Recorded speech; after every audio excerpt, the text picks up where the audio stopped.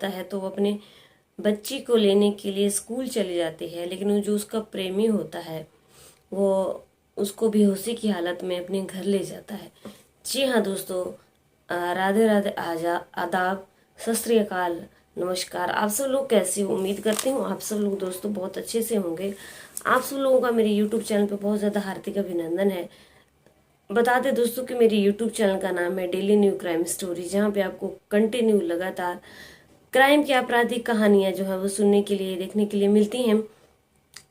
तो दोस्तों, अगर आप लोगों ने मेरे चैनल को सब्सक्राइब नहीं किया है दोस्तों, फट से जाइए और सब्सक्राइब कीजिए और नई एक कहानी सुनने का आनंद लीजिए।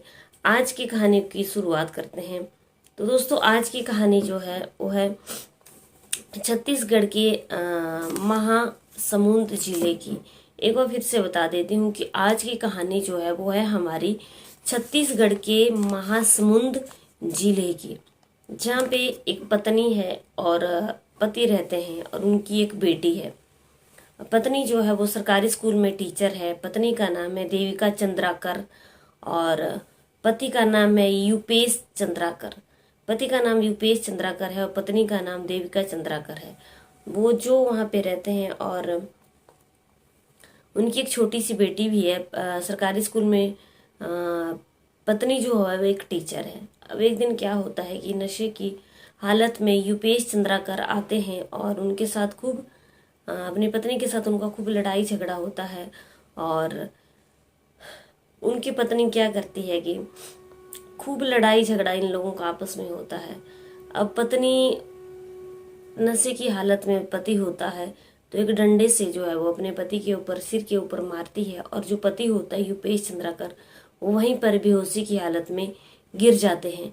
और बेहोशी की हालत में छोड़ करके जो है वो पत्नी देविका चंद्राकर जो है वो अपनी बेटी को लेने के लिए स्कूल चली जाती है।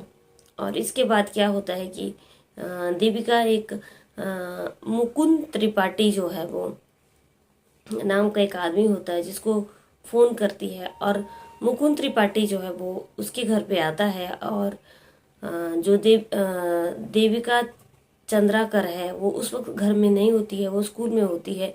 यूपेश चंद्राकर को बेहोशी की हालत में ही वहाँ से ले जाता है और अपने घर पर ले जाता है।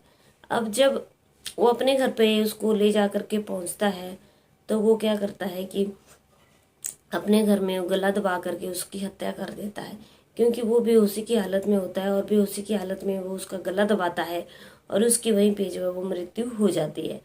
अब यूपेश चंद्राकर जो है वो इस दुनिया में नहीं रहे और उनकी वहीं पे मृत्यु हो जाती है। अब क्या होता है कि मुकुंद त्रिपाठी जो होता है वो देविका चंद्राकर जो कि उसकी पत्नी होती है यूपेश चंद्राकर की, उसको फ़ोन करता है कि उसने जो है वो सारा काम कर दिया है। अब वो देविका चंद्राकर मुकुंद त्रिपाठी के घर पहुंच जाती है।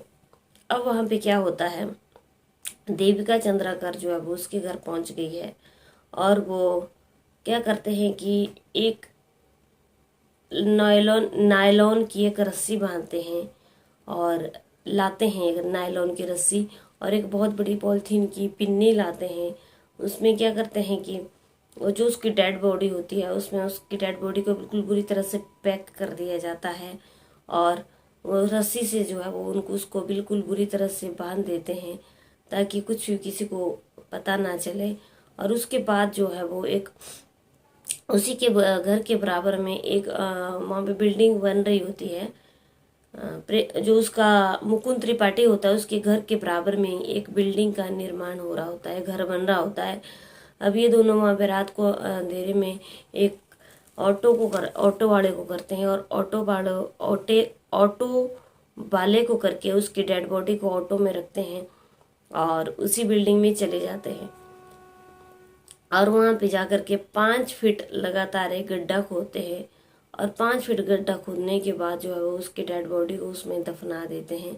और दफनाने के बाद क्या होता है कि वो आ जाते हैं वापस और ऊपर से जो है वो ढेर सारी मिट्टी जो है वो डाल देते हैं ताकि किसी को कुछ पता ना चले।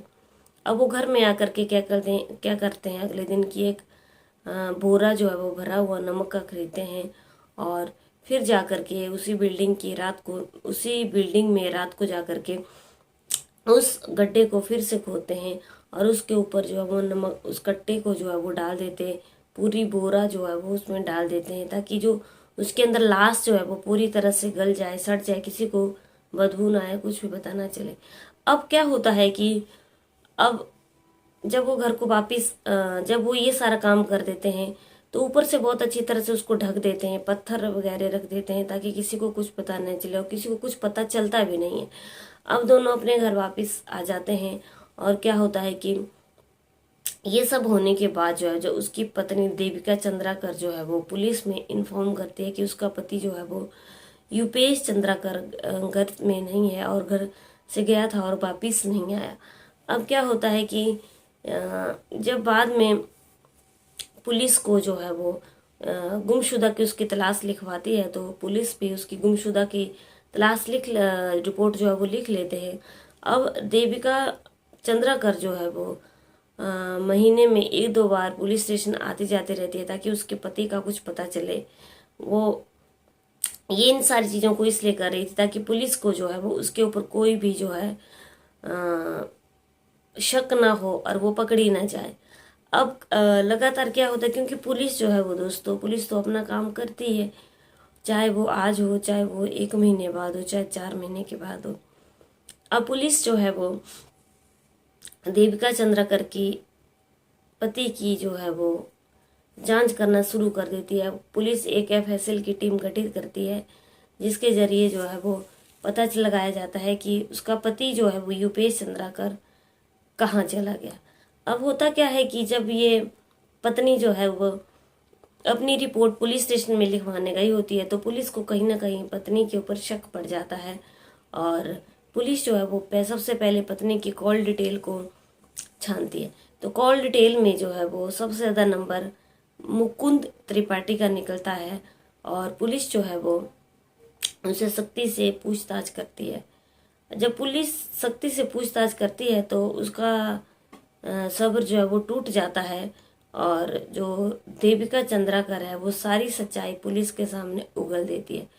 तो देविका चंद्राकर ने जो सच्चाई पुलिस के सामने उगली वो कुछ इस प्रकार से थी कि उसका जो है वो प्रेमी मुकुंद त्रिपाठी है। मुकुंद त्रिपाठी के साथ उसके बहुत अच्छे संबंध हैं और वो उससे शादी करना चाहते थे दोनों आपस में, और वो उसका प्रेमी है, वो भी उससे प्यार करती है और वो भी उससे प्यार करता है। लेकिन उनके रास्ते में जो है उसका पति युपेश चंद्राकर बीच में आ रहा था, जिसकी वजह से उन्होंने एक ऐसी प्लानिंग बनाई, इस प्लानिंग के जरिए किसी को भी पता ना चले कि युपेश चंद्राकर जो है वो मर गया है या मारा गया है या खो गया है, किसी को कुछ भी पता ना चले। उस प्लानिंग के जरिए इन दोनों ने जो है वो ये सारे काम किए और उसको अपने रास्ते से हटा दिया।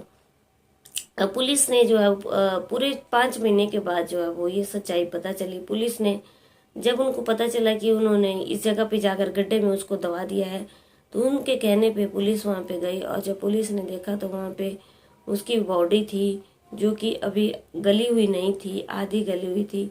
पुलिस ने डेड बॉडी को निकाल दिया, पोस्टमार्टम के लिए जो है वो उसको भेज दिया।